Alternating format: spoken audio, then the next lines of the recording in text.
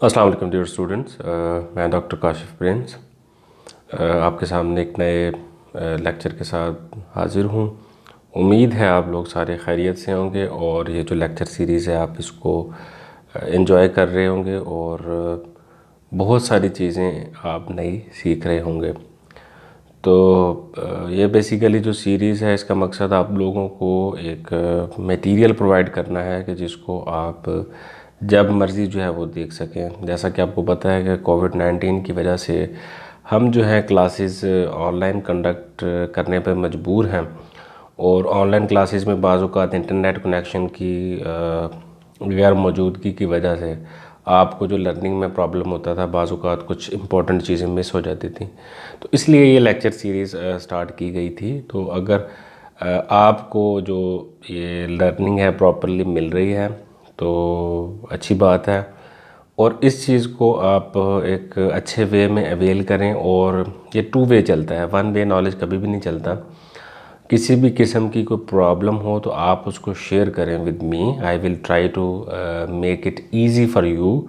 और बेसिकली ये आप लोगों के लिए है कि आप लोग इससे सीखें, तो इसलिए एक्टिवली पार्टिसिपेट किया करें। रिगार्डिंग कमेंट्स वगैरह कोई चीज़ हो आप उसके ऊपर कमेंट्स में पूछ सकते हैं, कोई सुजेशन हो आप उसमें बता सकते हैं और पॉजिटिव फीडबैक भी दे सकते हैं कि अगर आप इसको मतलब कि आपकी जो ये नीड है पूरी कर रही है तो आप इसको पॉजिटिव कमेंट दे सकते हैं, ताकि मुझे एक इनकरेजमेंट मिलती रहे कि मैं आप लोगों के लिए अगर एफ़र्ट कर रहा हूँ तो उस चीज़ का जो है आपको फ़ायदा हो रहा है। तो हम डिफरेंट कंडीशंस पढ़ रहे हैं इन मेडिसिन कि जो एनिमल फेस करता है और we have to treat them. So आज की जो कंडीशन है वो बहुत ही एक एमरजेंसी कंडीशन है। अगर उसको एमरजेंसी बेसिस के ऊपर रिजॉल्व ना किया जाए तो आप जानवर की जो लाइफ है उसको भी गंवा सकते हैं। तो आज हम पढ़ेंगे एसोफेजियल ऑब्स्ट्रक्शन।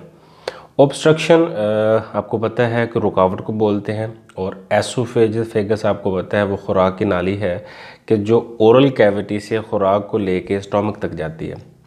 सो अगर किसी भी जगह के ऊपर ऑब्स्ट्रक्शन हो जाए फ्रॉम माउथ टू जो है स्टमक, तो इसको हम एसोफेजियल ऑब्स्ट्रक्शन कहते हैं। तो एसोफेजियल ऑब्स्ट्रक्शन जो है किसी भी जानवर है, हर एक जानवर में ये हो सकती है। हम जो है ज़्यादातर इसको हॉर्सेस और कैटल के हवाले से आज पढ़ेंगे कि हॉर्सेस और कैटल में ये जो एसोफेजियल ऑब्स्ट्रक्शन है ये कैसे होती है। तो डिटेल की तरफ चलते हैं। सबसे पहले हम आ जाते हैं इसकी वजह की तरफ, एटियोलॉजी की तरफ। जो हॉर्सेस होते हैं इनमें जो खुराक होती है ज़्यादातर ड्राई टाइप होती है। जिस तरह के अगर हे वगैरह हो जाए तो बाज़ औक़ात ऐसा होता है कि वो जो है खुश्क होने की वजह से उसका जो लंप है वो किसी जगह पे अटक सकता है एसोफेगस के। जो ग्रेन्स हैं वो अटक सकते हैं। कोई फॉरेन बॉडी जो है वो अगर जानवर खा ले किसी तरह से वो उस जगह पे अटक सकती है, तो ये प्रॉब्लम हो सकती है। इसी तरह जो कैटल हैं उनमें जो है आपको पता है कि फीडिंग बिहेवियर बहुत एब्रप्ट किस्म का होता है, वो बहुत जल्दी जल्दी खाते हैं।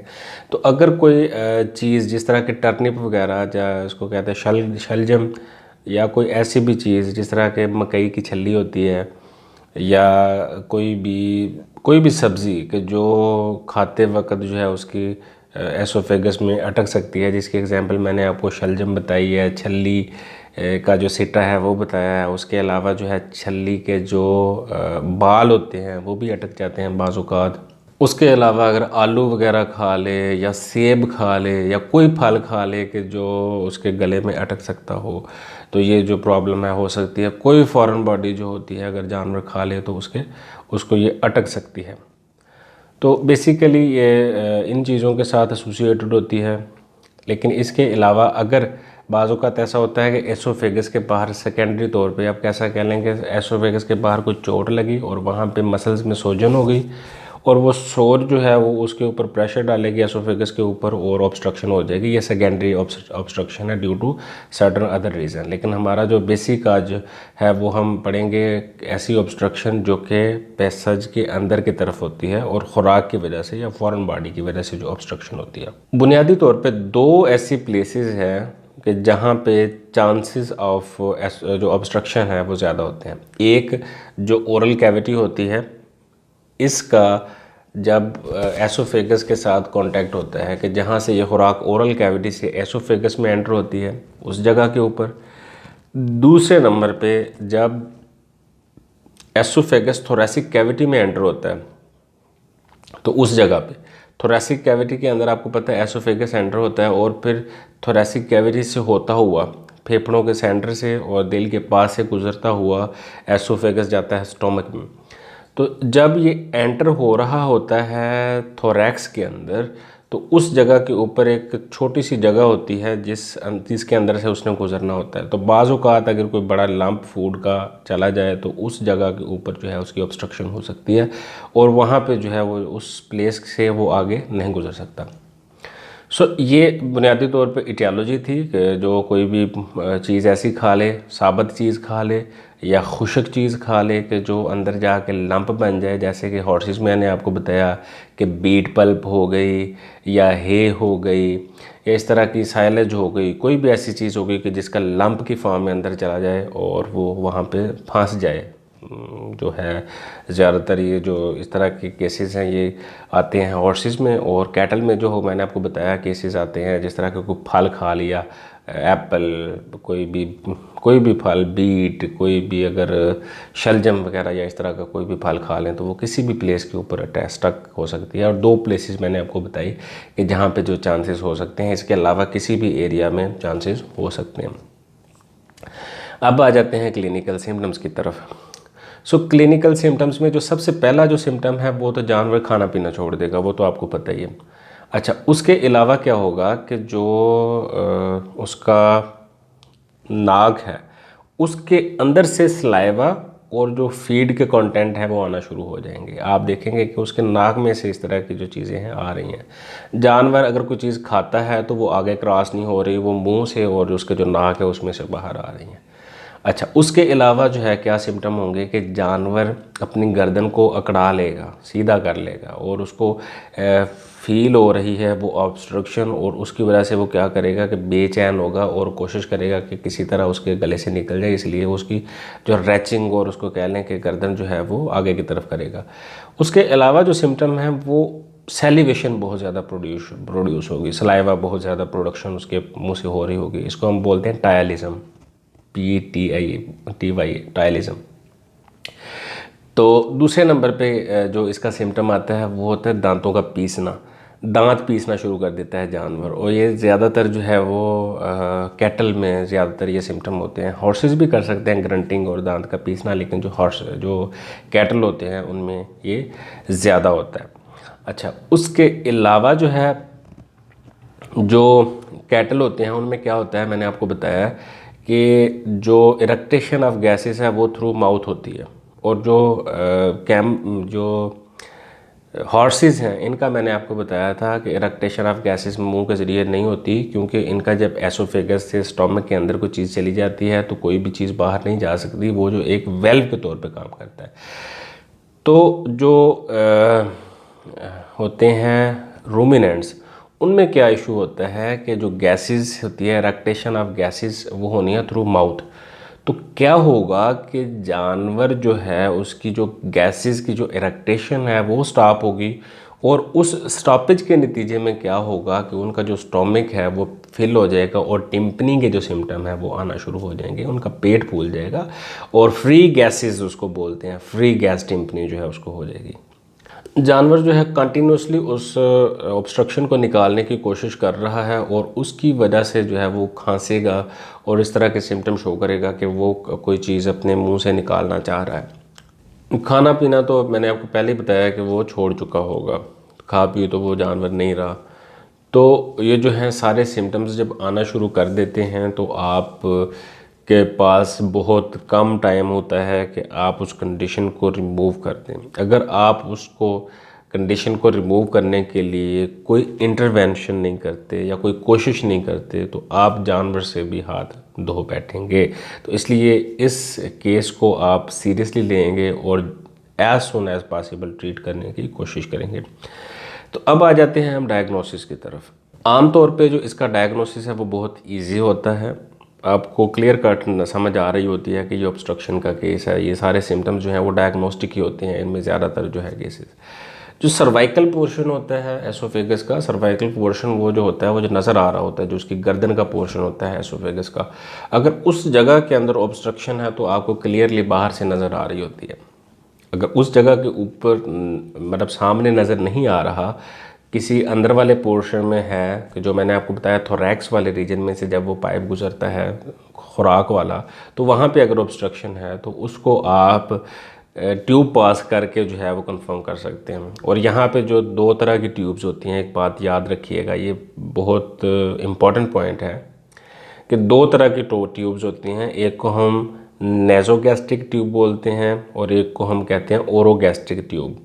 जो नेज़ोगैस्ट्रिक ट्यूब होती है वो हमेशा हॉर्सेस में पास की जाती है, और जो ओरो क्या उसको कहते हैं ओरोगैस्ट्रिक ट्यूब होती है वो थ्रू माउथ पास की जाती है और रूमिनेंट्स में पास की जाती है। तो ये एक छोटा सा डिफरेंस है। और हॉर्सेस में हमेशा जो है वो नेज़ल रूट से जो है हम ट्यूब पास करेंगे, जो कि एसोफेगस से होती हुई स्टमक तक जाएगी। अच्छा, हम क्या करेंगे कि हम इस ट्यूब को पास करेंगे, और ट्यूब को हम जब पास करेंगे तो हमें जिस जगह के ऊपर डिसलोकेशन, जिस जगह के ऊपर वो ब्लॉकेज हुआ पड़ा है, वो हमें कंफर्म हो जाएगा कि इस जगह के ऊपर ब्लॉकेज है। अच्छा, यही रोमिनेंट्स में प्रोसीजर अडॉप्ट करेंगे, और यही जो है हम जो है जो हॉर्सेस हैं उनमें ये प्रोसीजर अडॉप्ट करेंगे, और देखेंगे कि किस जगह के ऊपर जो है ऑब्स्ट्रक्शन है। और जितना वो पाइप अंदर जाता है उसकी लेंथ के हिसाब से आप डिटरमाइन कर सकते हैं कि ये किस जगह के ऊपर जो है वो मौजूद है। अच्छा, अगर इसमें ये है कि स्टमक में चला जाता है तो भी आपको पता चल जाता है कि अगर स्टमक के अंदर चली गई है ये जो पाइप है, तो इसका मतलब ये है कि इसके अंदर ऑब्स्ट्रक्शन नहीं है, कोई और प्रॉब्लम है। उसके अलावा जो है हम क्या कर सकते हैं कि एंडोस्कोपी कर सकते हैं। एंडोस्कोपी हमें यह भी बता देती है कि किस जगह के ऊपर ऑब्स्ट्रक्शन है और किस चीज़ की ऑब्स्ट्रक्शन है, और तीसरे नंबर पे उस ऑब्स्ट्रक्शन की वजह से क्या उसकी जो एसोफेगस है उसको कोई नुकसान हुआ है कि नहीं हुआ। क्योंकि जब ऑब्स्ट्रक्शन होती है तो जो उस एसोफेगस की दीवारें होती हैं वो डैमेज हो जाती हैं, और डैमेज बाजू का इतनी ज़्यादा हो जाती हैं कि वो फट जाएगी, और क्या होगा, कंटेंट जो है वो स्टमक के अंदर, जो इसका जो थोरैक्स है उसके अंदर चला जाएगा, या इवन कि इतनी ज़्यादा फट जाता है कि स्किन से बाहर कंटेंट आना शुरू हो जाता है। सो जो एंडोस्कोपी है वो हमें कंफर्म कर देती है कि क्या जानवर बच भी सकता है कि या ये जो है रॉन्ग साइड पे जा रहा है, डेथ की साइड पे जा रहा है। तो ये जो चीज़ें हैं ये एंडोस्कोपी के साथ भी कंफर्म हो सकती हैं। हमेशा अपने याद रखना है कि जो भी आपने इंटरवेंशन करनी है वो 4 से 6 घंटे से पहले पहले करनी है।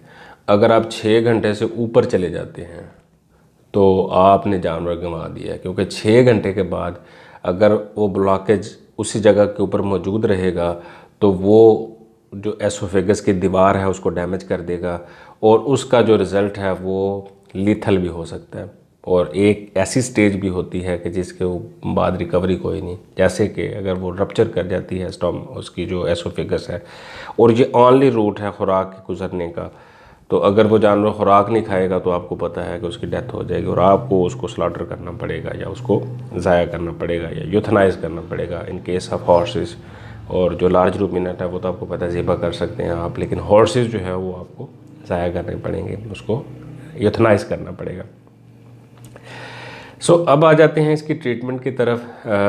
ट्रीटमेंट, पहली बात तो ये कि बाज़ औक़ात ट्रीटमेंट की ज़रूरत ही नहीं होती, ऑब्स्ट्रक्शन हुई वो खुद ब खुद रिज़ॉल्व हो गई, या आप जब उसका डायग्नोसिस के लिए जो है वो ट्यूब पास कर रहे होते हैं तो वो जो अगर माइनर ऑब्स्ट्रक्शन है तो वो जो है स्टमक के अंदर जब ट्यूब है वो पास करते हो वक्त ही वो ठीक हो जाता है। अच्छा, बाज़ औक़ात तो वही बात कि जी ऑब्स्ट्रक्शन की ज़रूरत नहीं पड़ती, आपने क्या करना है, थोड़ा सा वेट करना है और उसको जो है वो आपने सप्लीमेंट करना है। उसके जो है आईवी जो है उसको फ्लूइड्स लगाने हैं ताकि उसकी जो खुराक है वो पूरी होती रहे। दूसरे नंबर पे आप उसको सेडेटिव जिस तरह के ज़ाइलाज़ीन वगैरह दे सकते हैं, या डिटोमिडीन जो है वो दे सकते हैं जो हॉर्सेस हैं उनको, ताकि वो एग्रेसिव ना हो और कुछ टाइम मिल जाए कि वो गुजर जाए। लेकिन बात वही है कि मैंने आपको बता दिया 4 घंटे से ज़्यादा वेट नहीं आपने करना। 4 घंटे से पहले पहले आपने ट्रीटमेंट शुरू कर देनी है उसकी जो भी करनी है। तो आप उसको थोड़ा सा वेट करेंगे कि ये रिकवर हो जाए, अगर नहीं होता तो फिर आपने इंटरवेंशन स्टार्ट कर देनी है। ऑक्सीटोसिन अगर आप उसको लगाते हैं तो वो भी जो है वो स्मूथ मसल्स को रिलैक्स करती है और जो ऑब्स्ट्रक्शन है उसको पास करने में हेल्प करेगी। अच्छा, ऑक्सीटोसिन लगा के कुछ देर बाद जब आप उसको नेसोगैस्ट्रिक ट्यूब पास करेंगे तो क्या होगा कि वो जो ऑब्स्ट्रक्शन है वो गुजर के स्टमक के अंदर चला जाएगा, वो मटेरियल जो ऑब्स्ट्रक्शन काज कर रहा है, तो इसकी जो है ना वो रिकवरी हो जाएगी। अगर आप जो है नेसोगैस्ट्रिक ट्यूब पास करते हैं और ये जो ऑब्स्ट्रक्शन थी वो स्टमक तक नहीं पहुंचती, तो आप क्या करेंगे कि लिवाज करेंगे। लिवाज क्या होता है कि आप उस नेसोगैस्ट्रिक ट्यूब में पानी डालेंगे और फिर पानी डालने के बाद उसका जो सिरा जो ऊपर की तरफ है उसको नीचे की तरफ कर देंगे। तो क्या होगा कि वो जो ऑब्स्ट्रक्शन थी वो घुल के या किसी भी तरह से उसमें से उस पानी के अंदर मतलब मिक्स हो के बाहर आ जाएगी, और उसका कुछ पोर्शन अगर होता है तो अगर थोड़ी बहुत भी उसमें कमी होती है तो बाकी का जो पोर्शन होता है वो निकल जाता है। या जैसा कि मैंने आपको बताया कि खुश्क है हो सकती है या तूड़ी या कोई ऐसी चीज़ जो कि वहाँ पर स्टक हुई है, अगर पानी उसमें जाएगा तो उसकी वजह से बाज़ औक़ात तो मिक्स हो के जो है वो निकल सकती है।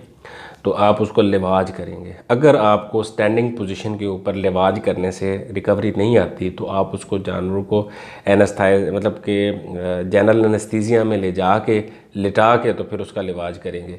और इस पोजीशन में आपने इस बात की ख्याल रखना है कि उसका जो हेड है वो उसके थोरैक्स रीजन से नीचे होगा। अगर थोरैक्स रीजन से हेड उसका ऊपर हुआ तो उसका जो आप लिवाज करते वक्त जो पानी डालेंगे वो उसके स्टमक में भी जा सकता है जब वो वापस आ रहा होता है। तो इस बात की आपने केयर करनी है कि आपने उसको एस्पायरेशन नमूनिया नहीं करना। और इस जो बीमारी होती है इसमें एस्पायरेशन नमूनिया का होना बहुत एक नॉर्मल बात है। आप कह लें कि एसोफेजियल ऑब्स्ट्रक्शन में नमूनिया हो ही जाता होता है, लेकिन आपने उसको अवॉइड करने की हद्दुल विसा कोशिश करनी है।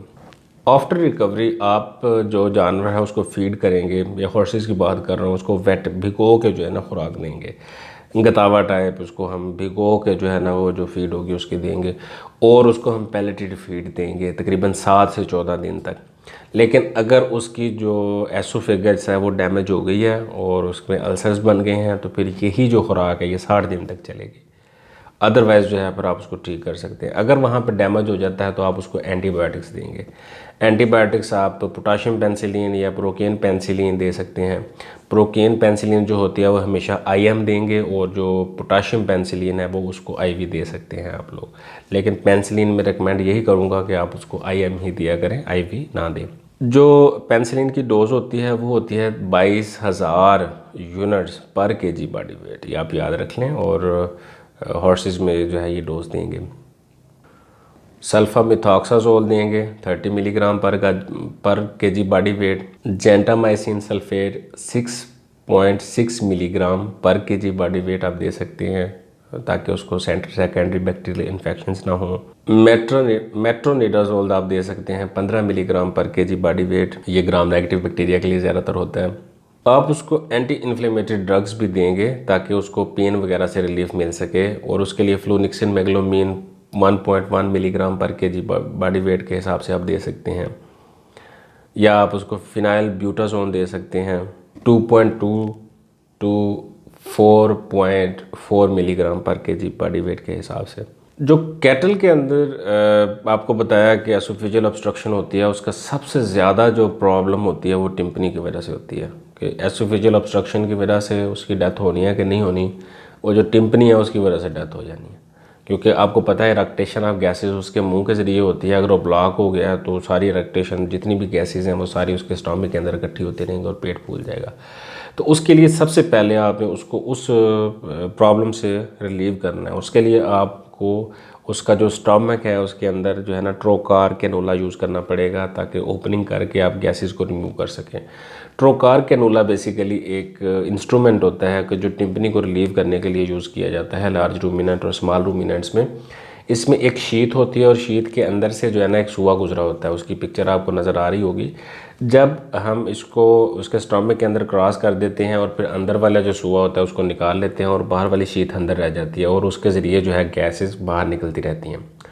अगर आप सिर्फ सुबह यूज़ करेंगे और उसको जब बाहर निकालेंगे तो क्या होगा कि चूँकि स्टमक की वाल इलास्टिक होती है वो सुराख को बंद कर देगी और गैसेस नहीं निकल सकेंगे। इसलिए जो है ना ट्रोकार कैनोला कंपल्सरी है।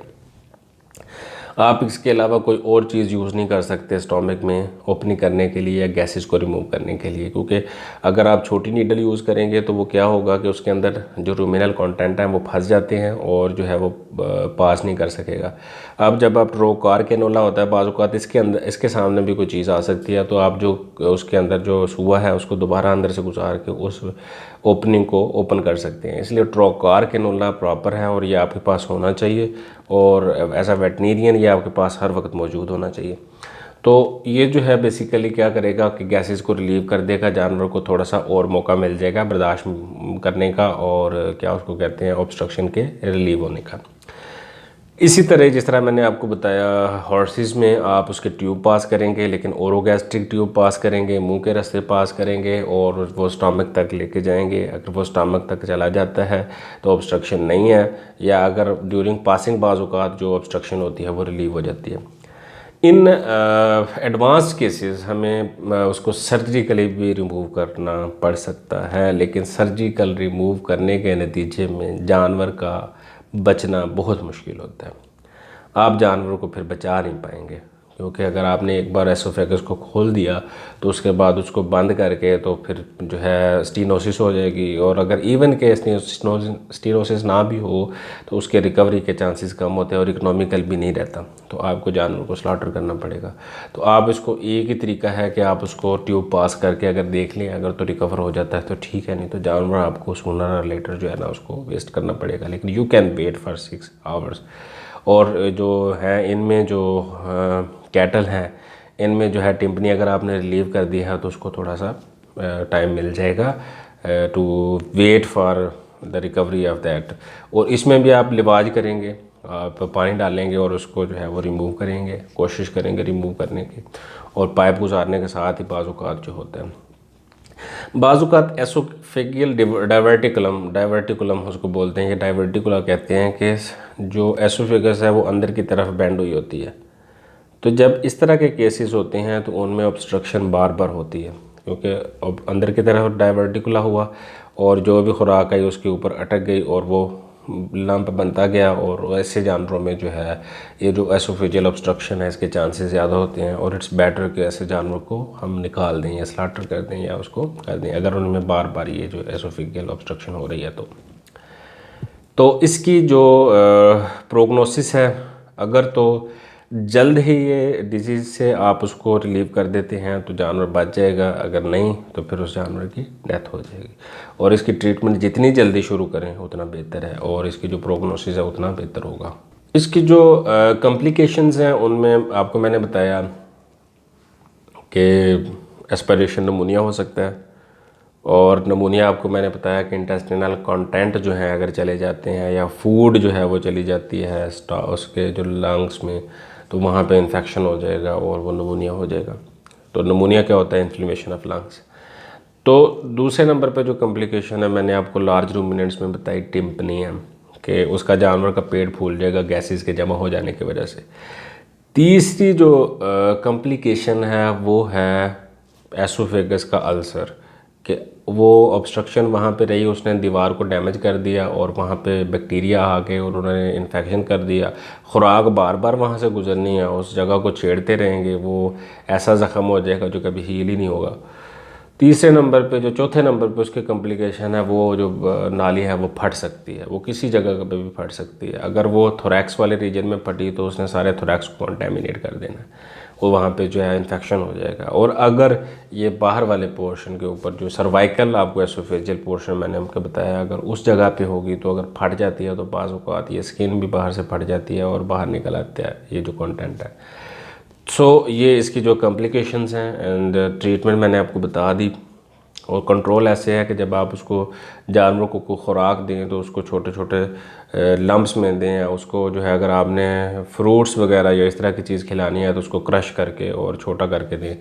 तो अगर हमने जो है प्रॉपर मैनेज करें खुराक को, जैसे मैंने आपको बताया कि उसका जो साइज़ है वो बड़ा मैटर करता है, वो छोटे साइज़ की अगर होगी तो चांसेस ऑफ जो है इसका, जिस तरह के आप हे है वो भी आप उसको साबुत ना दें, कट करके दें, तो चांसेस इस बीमारी के कम हो जाएंगे।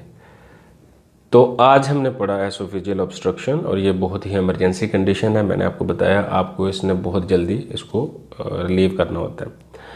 तो आज का जो लेक्चर है बस इसमें यही कुछ था। आप अपनी जो राय है उसका इजहार करें कमेंट्स के ज़रिए। इस वीडियो को अपने दोस्तों के साथ शेयर करें और अगर आप चाहते हैं कि आपको वेटनरी मेडिसिन के रिलेटेड बाकी दूसरी मेडिसिन जो मैं अपलोड करता रहता हूँ वो आपको मिलती रहें तो चैनल को सब्सक्राइब कर लें और बेल का आइकन प्रेस कर लें ताकि आपको नोटिफिकेशन आ जाए कि मैंने कोई वीडियो अपलोड की है। तो नेक्स्ट लेक्चर तक के लिए इजाज़त दें। खुदा हाफिज़।